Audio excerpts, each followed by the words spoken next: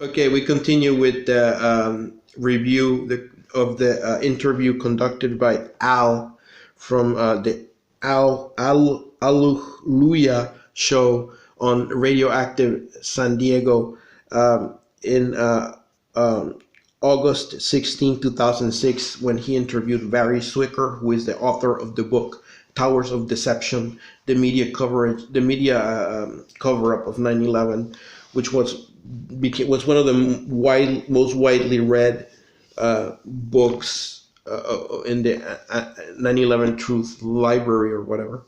Um, some consider it to be the Bible of the became the Bible of the 9/11 Truth movement. Along and then it was kind of like the analog to the Loose Change documentary, which became viral. I think it was the first the first movie internet blockbuster or whatever, um, back in 2007, 6, 7. So Al is interviewing him. Anybody. It's a tragedy when children are killed, and it's a tragedy when their parents are killed, like happening in Lebanon. And for anybody to talk about any human being in that way is there's something very, very deeply wrong. And David Barsamian, I heard him say that. I was there. It stuck out in my mind. And as a student of psychology, I don't think that's completely insignificant. So of these things, for instance, Chomsky's possible fear of losing his constituency, I don't see it, because the guy is not particularly fearful. Right. He speaks out at great cost and at great risk, and he has done so for years. This is not a guy who's fearful. So I don't think it's got to be of some concern to any of us if we have a constituency and we may be losing it, of course. But he also has he's tough-minded, and I can imagine myself, if people were to turn against me, I could handle it. It's happened to me before. It's not the end of the world. You've got to say what you believe, and if a whole bunch of people disagree with you, well, then you keep struggling, and if you lose your seat, if you're in Congress, or if you lose your pulpit, if you're a minister, you lose your job, well, that comes with the territory. You can't be a crybaby. I've got no evidence that Noam Chomsky is a crybaby. Fear of losing funding. The guy is incredibly rich. Right. I didn't go into this. He has a lot of money. He doesn't have to fear of losing funding. He's 77 years old or something now. The last concern on earth that this guy has is money. So pure denial, I can't see it. So you yourself, Alan, gave those 4 explanations for why Chomsky. Now that's 3 of the 4. The 4th one you gave is that he's a paid disinformation agent. Mm. Now all I'll say is let people decide. Mm. Yeah, I don't think Noam Chomsky is a paid disinformation agent for the same reason that they just discussed here, or that they discussed back in 2006. It's not here. This is what is it, like 16 years ago? Whatever. Anyways, what they were just saying, Noam Chomsky is loaded. He's super rich. He's a billionaire, not billionaire, but he's definitely a millionaire at least. And he's loaded. So, I don't think he's a paid disinformation agent. He's not working. He is a sort of left gate. He not anymore. Now in 2022, he's retired, but he used to be a major left gatekeeper and a major he was one of the ones who defined the perspective for the non-Marxist left in the United States and Canada, in Europe even too. So, I think now Naomi Klein took over the job that Noam Chomsky used to have as the Pope of the non-Marxist left in the United States, Canada, and Europe. I think Naomi Klein is now the Popess of but of the non-Marxist left. But I don't think it was money. It could be that he was put there by somebody, or that he was controlled behind the scenes by somebody. But then that would be speculative. I don't have any evidence of that, so I don't know. Well, since we're going in that direction, and since we're talking about the money and following the money. And I'm really glad that you included this. And I kind of almost wish you would have gone more into Bob Feldman's work, because I found going to the leftgatekeepers.com and questionquestions.net to be very valuable in examining the left and left gatekeeping. And on those pages, you can find a nice flow chart that you included in your book, where it shows at the top organizations like the Council on Foreign Relations, the Trilateral Commission, the Skull and Bones, the CIA, the Carlyle Group, and then the connections that those organizations have to the Schuman Foundation, the Ford Foundation, the Rockefeller Foundation, the Carnegie Endowment for the Arts, Soros, and the MacArthur Fund. And these then send the money down to organizations like FAIR, Miss Magazine, Alternet, the Kaplan Fund, Pacifica, Progressive Magazine, The Nation, Z Magazine, and that's really where the left is, and those organizations are the ones that have really have really framed the debate about 9/11. Yeah.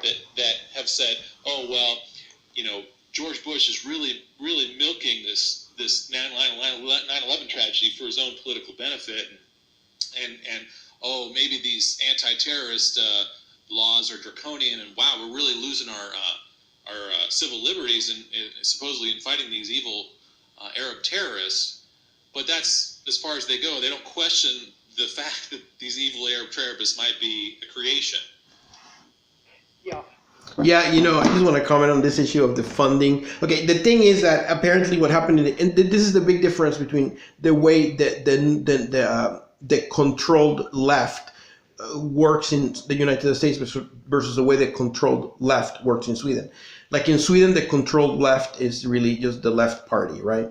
And whatever. That's the controlled left. It's a left that is palatable to the Swedish state and the ruling class of this whom the Swedish state serves, right? The social democrat bureaucrats, the bankers, the parliamentary cretins, the political class, right? That's the ruling class, and the Swedish, the left party is palatable to that ruling class. They serve a purpose in serving the stability of the system that sustains that ruling class and serves its interests, right?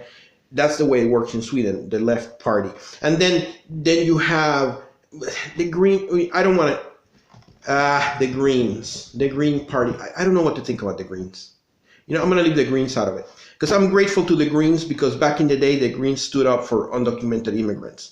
And they were against the ban when the Reinfeldt government banned undocumented immigrants from the healthcare service. The Green Party stood up against that. So I'm not gonna say the Greens are part of that setup. But the problem with the Greens to me is that they're anti-radical. That annoys me about them. They should be working with Extinction Rebellion, not against it. And that's the problem with the Greens. They're parliament. They capitulate to parliamentary cretinism, and they work with the Social Democrats instead of breaking with them.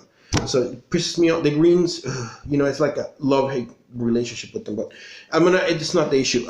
In the United States, okay. What Al just said, you have all these foundations that then fund the official left NGOs and left media, and then that conglomerate of official left media and official leftish NGOs, which are funded by all these trust funds and all these foundations and whatever, they defined the scope of the leftist discourse, which in the United States is fashionable to say to the left of the possible, which is the premise of Democratic Socialists of America or Bernie Sanders, to the left of the possible. And the possible, of course, is defined by the Democrat Party. And the possible as defined by the Democrat Party will be always extremely limited, right? So that's the shell game they play in the United States, where they have the controlled left, Democratic Socialists of America, the left media that he mentioned, C Magazine and what have you, and all these other people, all these other actors, and their purpose is just simply to support bait and switch efforts such as those of Bernie Sanders, for example, or whatever. So yeah, there is such a thing as there is the real left, which in my opinion, the only real left are the dissident Marxists. Okay, the two orthodox dissident Marxist tendencies, the International Marxist Tendency and International Committee of the Fourth International. I think those are the only two real leftists. My viewpoint. Okay, that's me, because I am sympathetic to the politics of dissident Marxism as exposed by Leon Trotsky. Okay, that's just me. It's just me. But I'm also sympathetic to the viewpoint of anarcho-capitalism, but that's another context. Not sympathetic, but I draw insight from it. But that's something separate. I embrace paradox. I've explained that in other videos. I'm not going to go into that here. But there is such thing as the controlled opposition, see? And the controlled opposition is a factor that, you have to deal with because they supplant legitimate opposition to the system, see? And they redirect people who are opposed to the system back towards supporting the system in a backhanded way, which is what, for example, Bernie Sanders does, So, yeah. So the control opposition is funded by all these foundations. Alan, I couldn't agree. I think you've expressed a whole lot there really well. And also I couldn't agree with you more. Well, I should say I couldn't agree with you more, but I quite agree with you in your disappointment that I did not include more about that in this chapter. I too am disappointed in that. The reality is that I only had so much time to write this book. It had to be produced on a fast track, and I'm imperfect, and there was a lot of stuff that I had, a lot more that I had, but just as that anecdote about Chomsky telling me about a fender bender, it just had to be taken out again. It was in and then it was out. And the book was supposed to be 300 pages, so it ended up being 416. And then if you get too many pages, it begins to slow down the production process. Right. It begins to increase the cost.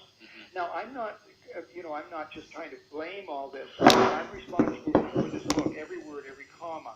And I am, and there are various parts of the book that I would rather change. And if there's going to be a second edition as opposed to a second printing, I may have a chance to correct some of this, but I don't think I'll have a chance to expand the book. I think that, and again, I'd be up against it. My God, what am I going to leave out in order to make room for other stuff that should be in? And it's just, you probably know as a radio producer that there are these decisions, and it's very seldom that we do the perfect radio program, the perfect book, the perfect newspaper article. And but I really agree with your point, and I would encourage people to build themselves on to explore as you have done and as you do. When I just touch on a theme all too lightly, I would encourage people to follow through. Now, one thing, there's another criticism that can be leveled at this book is that there's no resource section, and that was partly deliberate, partly just ran out of time. I thought of putting in, various websites, and but then I thought, well, my gosh, there's so many websites, and there are incredible new ones come up, and it's one good one like 911truth.org. It really leads you to so many others, and people discover websites on their own. And I thought, why should I give a certain small number of websites and recommend them, and it would become out of date, and other people would be left out. Right.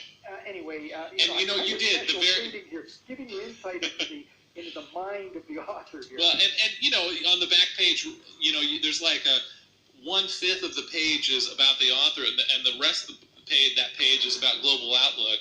Yeah. Which and I like maybe bought one thing from the Global Outlook catalog before I even read.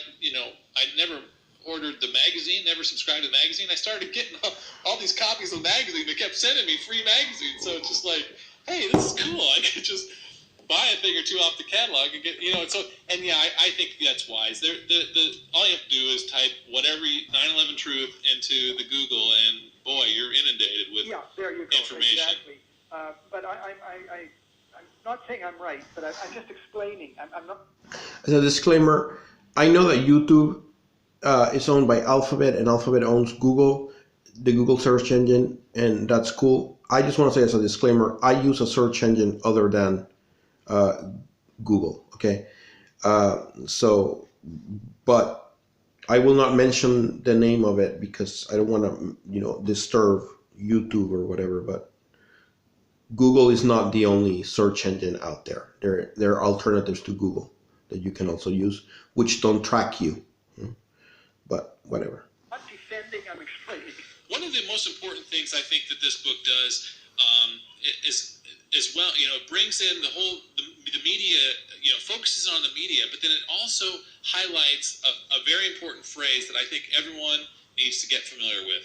That's false flag operations. Yep. And you devote an entire chapter of false flag operations happening from the 1600s with the gunpowder plot all the way up to what I think was the most censored news story of 2005, the Basra police SAS agents, that I thought was so huge to show that the, quote, insurgency in Iraq, and the reason why we can't, quote, leave Iraq or cut and run Iraq is because a lot of this insurgency is false flag operations to create civil war and a three-party state in Iraq. Yeah. But while I'm just sort of introducing this chapter and I want to talk to you about it, I just thought I'd just bring in my critique of it. You said there's, 18 points? I think there's 18 cases all told in the chapter, yeah. And I would have taken out maybe, I don't know, one of those and replace Oklahoma City with the other one, with that, because it was very extremely high profile. The evidence is very large to suggest as it being a false flag operation, and it directly ties in to your thesis about left gatekeeping, and because my theory is that Democrats don't want to look at 9/11 truth because it will challenge both the right and their left party. Their entire Democratic Party will be called into question if 9/11 truth is real. Then all of a sudden we have to question every large-scale terror act, and if we start questioning Oklahoma City, then all of a sudden Clinton's halo falls off and he becomes complicit, obviously, in Oklahoma City. So that's my... You know what, Alan? Oklahoma City, the forgotten, terrorist attack. And that was also, and also, again, in another video I mentioned Gore Vidal. Gore Vidal did an investigation into, I think, the kid that supposedly blew up, it was Timothy McVeigh. Gore Vidal wrote some stuff about that, and Gore Vidal was attacked for that because they say that they said that Gore Vidal was sympathizing with Timothy McVeigh, right? That's not the case, But yeah, I just wanted to mention Gore Vidal, of course, passed away in 2012. But Gore Vidal, like I said, there was this Italian documentary 0 Hour, which was really good documentary about 9/11. Similar to Loose Change, After Loose Change, I would say 0 Hour. Those were the two best 9/11 truth documentaries out there. And Gore Vidal appears in that 0 Hour documentary saying, talking about how, the Air Force jets or whatever were redirected or what have you on the morning of 9/11 or whatever. But yeah.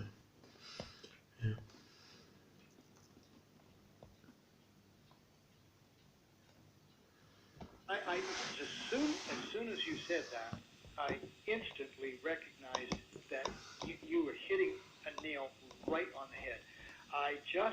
It's absolutely true. Looking back on it, my only excuse there would be, and it's an excuse now, I think, because I know about Oklahoma City. Of course, I was at the 9/11, the DC 9/11 truth, the DC. Truth Convergence in Washington, D.C. in July of 2005. And Oklahoma City was big. I learned a whole lot about it there. I'd known a little bit about it before. And I asked a researcher, a good friend of mine, he's thanked in the beginning there, Terry Burroughs, if he would drop a list of false flag operations going back to Sparta. And of course, I had a list. I put all the things on the list I could think of. He drew up a list.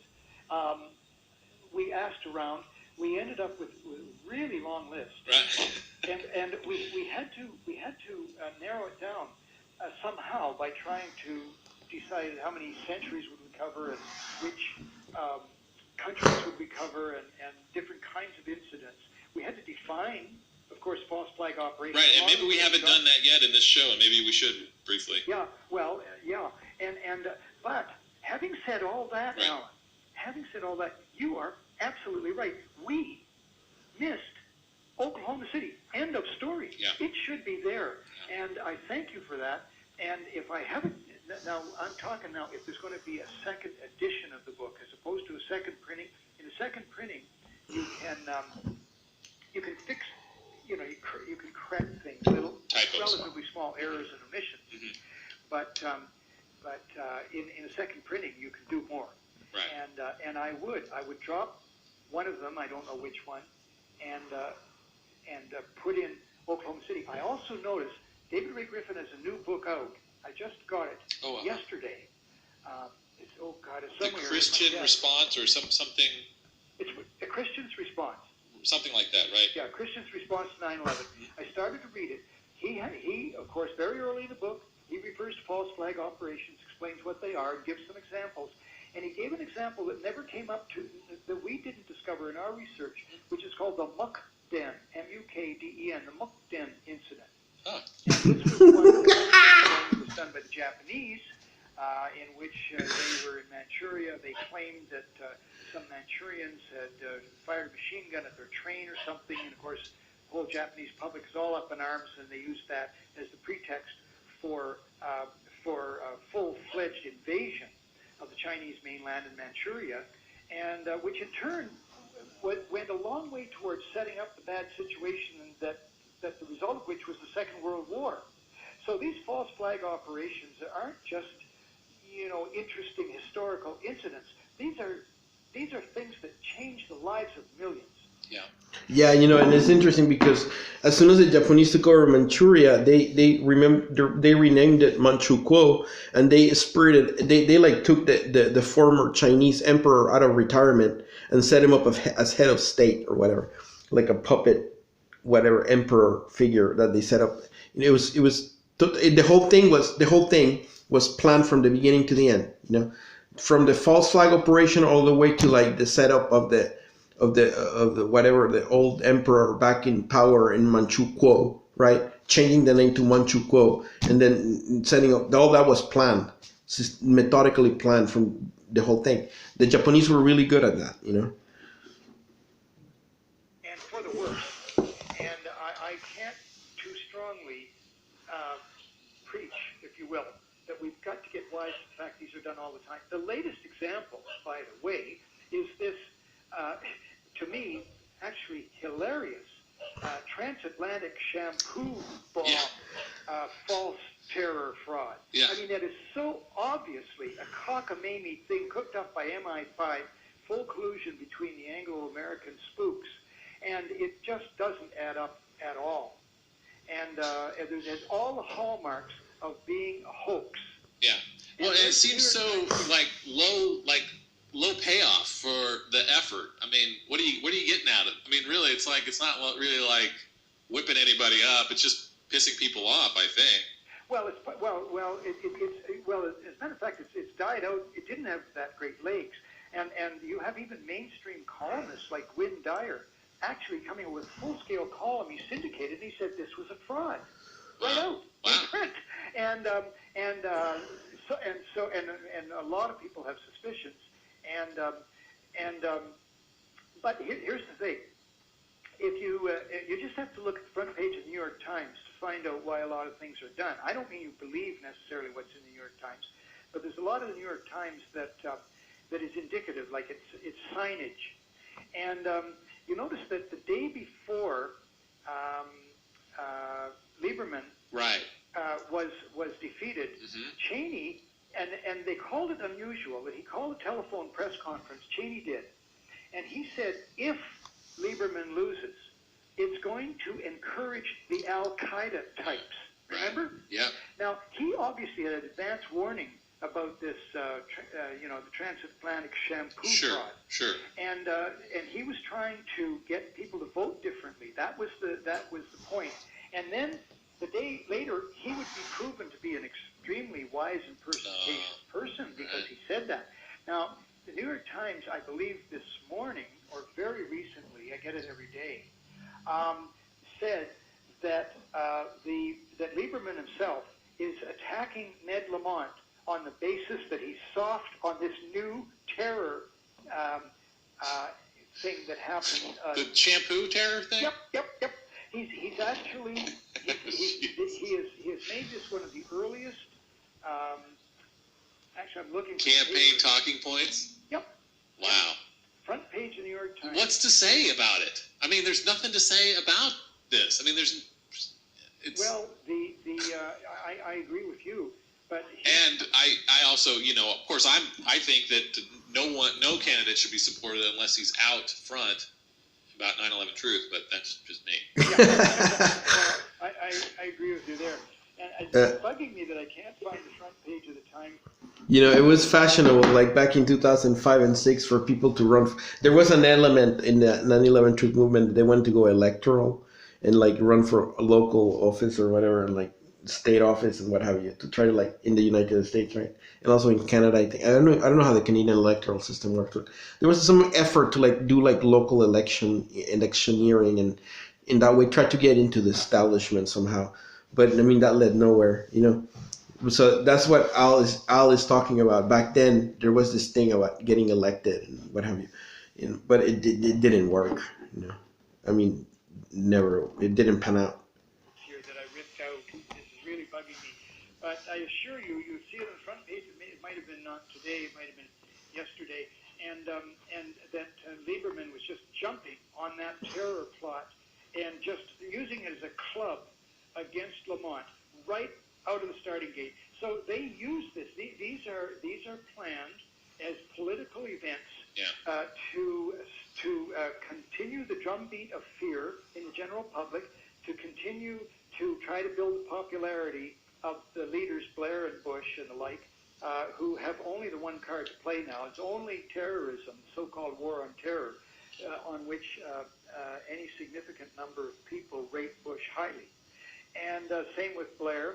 And so there, and as I say in my chapter on false flag operations, I quote a CIA hand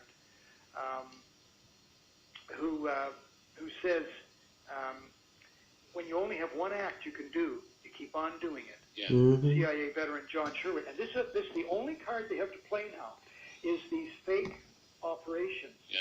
And they're doing them, and they're just doing one after another. And it just enrages me that the media constantly just accept them right out of the starting gate as completely authentic, and they have just hundreds of hours of airtime, all solemn, looking into all the different angles and aspects of it, and the whole thing is a crock. You can see it from the first. Yeah. And what really ticked me off about this latest one is that they have a series of stories that subsequently and alleged evidence and so on that are subsequently released and dribbled out in the days following. And this helps to keep the story alive. Mm-hmm. And one of the ones, I don't know if you saw it, was played on the front page of the Toronto Star, is that one of these fanatical Muslim couples were willing to use their own infant baby as a bomb. Oh. That they actually, that the formula was going to be an explosive, and that they were willing to have that baby blown up to serve their evil, diabolical aims. And when it was common back then and during in the era of the Bush administration, after 9/11, to like Muslims were demonized, right? So that's what Barry Swicker is talking about here. Like that, what he describes this thing about that that appear in the Toronto Star or whatever. This story that, this Muslim couple, but we're gonna use their baby as a suicide bomber or whatever. Like that type of stuff was really common in that era. Like between 2001 and 9 when Obama took over. When Obama took over, that died out. But during the Bush era, Muslims were suspect, demonized. They were. I mean, every Muslim was assumed to be a potential suicide bomber, terrorist. In 2002, there was a roundup of Muslims. Muslims were considered to be guilty until proven innocent. Like, they were guilty until proven innocent. And to prove innocent was, they made it really hard. So, like, it was the time of, the Guantanamo concentration camp. Horrible things were done. Abu Ghraib, that prison in Iraq where they were torturing, they were like, in doing like sexual torture of like detainees and all this stuff. Abu Ghraib, I think it was called, in Iraq. In Afghanistan too, they were like murdering, like bombing weddings, and all these things. They did horrible things to Muslims, and in Iraq, Afghanistan, Europe, United States. It was horrible. And the propaganda, the anti-Muslim propaganda was just saturated. It's like the media was saturated with scare stories, lurid scare stories of Muslims, doing stuff, and it was horrible. It was really, really bad. So this is what Barry Swicker is talking about. And that is just, that is so tearing it so far. That is so dehumanizing by extension of all Muslims and so forth. But also, it's so incredible. I mean, it's really incredible. And they have to pull out these highly emotional things. By the way, when you hear babies, in the First World, the British have always been experts at this kind of propaganda. They've always been leaders in false flag operations and the like. You'll notice the very first one in the chapter is the gunpowder plot in England. Right. But in the First World War, the British put out propaganda that German soldiers were bayoneting babies. They were actually impaling babies on the ends of their bayonets and then tossing them in the air and laughing. And that was proven not to be true. I mean, even Germans aren't that bad. And then in the run-up to Desert Storm, there was the infamous story that the Iraqi soldiers had come into a Kuwaiti hospital and yanked the oxygen tubes from these incubator babies, threw the babies on the cold floor to die. Yeah. When you hear somebody is killing babies, your antenna better tell you to look into this. Yeah. This is in all likelihood a false flag operation. Yeah. When it's a stunning individual incident. I don't mean babies aren't dying in Lebanon, for instance. Right. But that's mass state terror. But when it's just an alleged individual, so that's one of the telltale signs of a false flag operation. The allegedness of it, and the emotional sauciness to it. That's it. It's to try to get people to have that reaction by their emotional short hairs and just scandalize them and demand them for the powers that be to go in there and do something, because that's what they want. That's what they want to do, is whatever it is that they're trying to spin. Oh, we need to go in there and bomb those dirty guys. Exactly. And there's a word for it that I haven't used yet. That's demonization. Yeah. So people who will use their baby as a bomb, they're demons.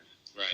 So you're demonizing them. And just quickly, I just wanted to say how frustrating it is when I don't recall you even putting a chapter in, or a paragraph would have worked of Ward Churchill's analysis. Maybe you did that to say that 19 Arabs didn't do this is racist, and because that's saying that Arabs are incapable of doing this complex thing, which is just ridiculous.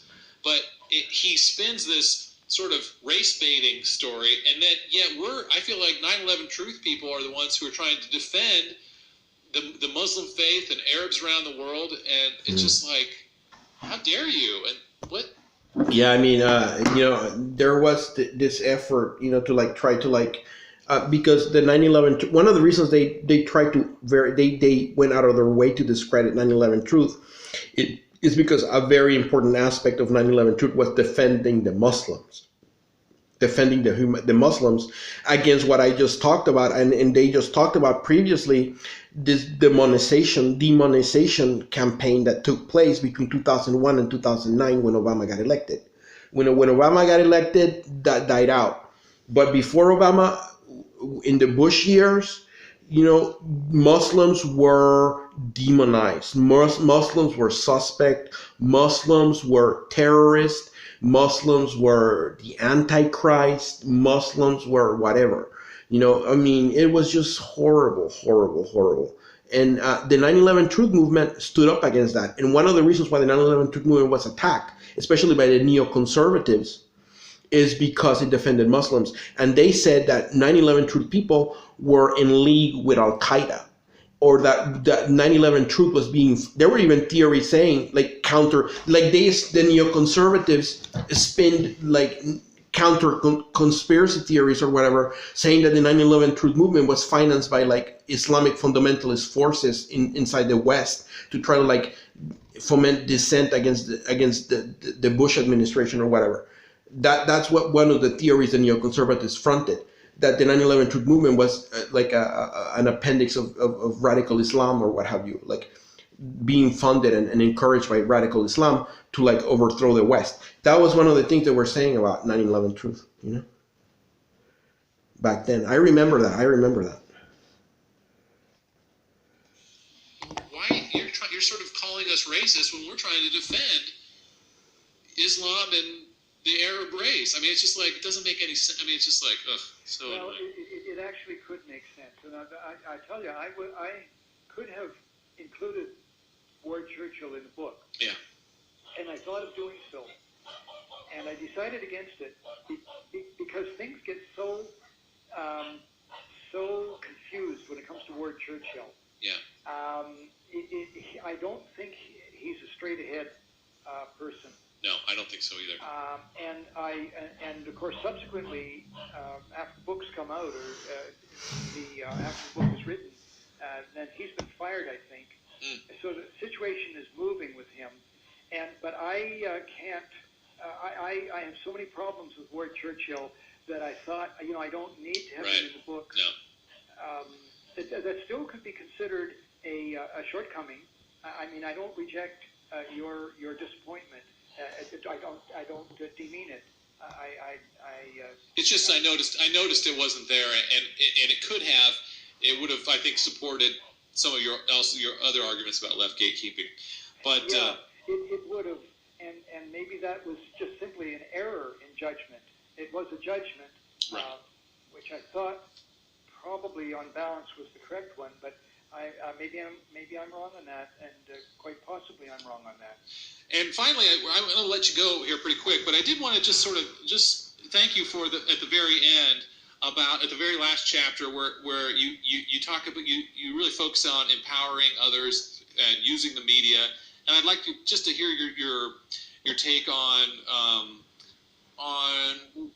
when you look forward, how optimistic you are, what tactics you see as being effective. Sometimes it seems to me like everyone's pretty much made up their mind, and maybe I'm arguing with your statement earlier that people just are ignorant. But sometimes it seems like, well, hasn't everyone pretty much heard the arguments for and against the two competing conspiracy theories that are out there? It made it happen on purpose, and 19 Arabs. Those are the two big ones, and everything else is kind of shades of those two. How are we going to win, and how do you see it come in the future? Well, in a way, I would agree with something that Chomsky perennially says when he is inevitably, as he always is, asked, what can we do? Mm-hmm. And what he says is, keep doing what you're doing. And actually, I agree with him on that. But I think that we need to go beyond that, and we have to say that the worst enemy of anything that you're doing that is along the lines of working for world peace, working to save the ecosystem of the planet, working for social justice, working for better health care for Americans and for other people around the world, working to save the agricultural system, to prepare for the end of oil, all these worthy projects and causes, which all of which I support as much as as anybody can. All these are threatened by this oligarchy, this hyper-militaristic, greed-obsessed, planet-killing oligarchy. So that the question is, how can you undermine? How can you degrade? How can you eventually replace this oligarchy? You can't do it with arms, because they're so armed, you're dead. Right. So you have to work at, in my opinion, intelligently, you work at their weakest point. Yeah. That's what you would do. And their weakest point, the biggest Achilles heel in world history, is the brazenness of their 9/11 false flag operation. Yeah. And that is the way, if we can get enough people, a politically significant fraction of the American people who see that and begin to take action and demand that the perpetrators, that there be one or more major new investigations, true investigations, done fairly into 9/11, the evidence is going to come out, and that's when the general public can see that these people are treasonous. There's no other word, treasonous, and they could be brought up on treason charges. And then you could begin a very dangerous period, because, of course, some people stop at when they think of that. They say, "Oh my God, well they'll declare martial law, right, and then they'll throw me in jail." And that is a very real possibility. But what are we going to do? Sit and let it get worse and worse, and we'd be thrown into jail anyway? Yeah. Are we going to be like the Jews that just walked and went and got onto those trains and went to their deaths? No, I would rather die fighting than to let the oligarchs stay in power and become more and more powerful, more and more dangerous. So go after their Achilles heel, I say, and that's 9/11. That's why, in my opinion, 9/11, that it's the most important single issue that we face, and that every good cause that you can name is hurt for every day that we fail to reveal 9/11, which in turn is the Achilles heel of this planet-destroying oligarchy. And so, Chomsky, I say, keep doing what you're doing, but focus on 9/11, right, and keep helping the environment and working on peak oil and so on. But and that's what I've chosen to do anyway. And if I can help other people to see it the same way, I don't think I'm doing any harm. I think I'm actually helping our planet. You can't go wrong to champion 9/11 truth, because you can't go wrong to champion truth to begin with. Yeah. But it's not just to champion any old truth. It's the most important truth in our world today. Yeah. It's the linchpin for the so-called war on terrorism, which is the excuse for everything else, for Afghanistan, Iraq, resource theft, diminution of civil liberties, building of detention centers, all the rest. They always say, remember 9/11 when innocent Americans were attacked by these horrible, fanatical Arabs. And the whole thing is a demonic delusion. Yeah. And David Ray Griffin, in his new book about a Christian's approach to 9/11, does say that the American government, he's a theologian, has become demonic. Yeah. Wow. And he gives evidence to back up that word, that is not out of place. And it's a gargantuan struggle we're in on the earth today. I really truly feel there's a turning point. I started to read David Corton's new book called The Great Turning. Oh, I'll be reading that on my tour. Yeah, I just want to unpack that. First of all, it's interesting. Barry Swicker, I forgot all about this. Peak oil. Peak oil was the obsession back in the mid-2000s. I remember that died away. That whole peak oil thing, that the oil is gonna run out or whatever pretty soon, and we're gonna end up like this. No, that the West is gonna end up like the Soviet Union, because what brought down the Soviet Union was that the Soviet economy went belly up because the Reagan administration was able to lower global oil prices, and the Soviet Union was not able to get enough revenue in order to fund its decrepit economic and military system, so that then the Soviet Union went belly up, and that the same thing would happen to the West. When the oil ran out, and they had these charts and stuff saying that we were already reaching the peak, and then it would go down, production, we went down, until we wouldn't, the society wouldn't be able to function anymore, because for agriculture, transportation, and all these other things, you need oil, right? You need petroleum, so that would, the society would fall apart, the economic system would fall apart when the oil ran out or whatever. Peak oil was a big thing. That turned out to be like a fad or whatever. And another one was the die-off, right? That because of the result of the end of oil would be a die-off. There would be a massive demographic contraction as a result of taking oil out of the economic system, agriculture, transportation, etc. There would be a massive economic contraction, and there would be a die-off, a mass die-off or whatever. That was part of in the mid-2000s, that was one of the main theories, or the main things or whatever, fads or whatever. And that's what Barry Swicker is talking about. That's what he says, he's into. But Barry Swicker is interesting because he is, he's a 9/11 truth purist, right? So his thing, his perspective is that the main thing is the 9/11 truth movement. That is the vanguard of the change or whatever. The vanguard of the movement is the 9/11 truth movement, and the peak oil and the anti-nuclear disarmament and anti-nuclear and thing is secondary. And climate change, I disagree. I think that I wouldn't agree with that. I don't know. I mean, 9/11 truth is an interesting thing, but I think that Extinction Rebellion would be a more important movement than 9/11 truth, because climate change is more important than exposing the Bush administration or whatever happened in 9/11.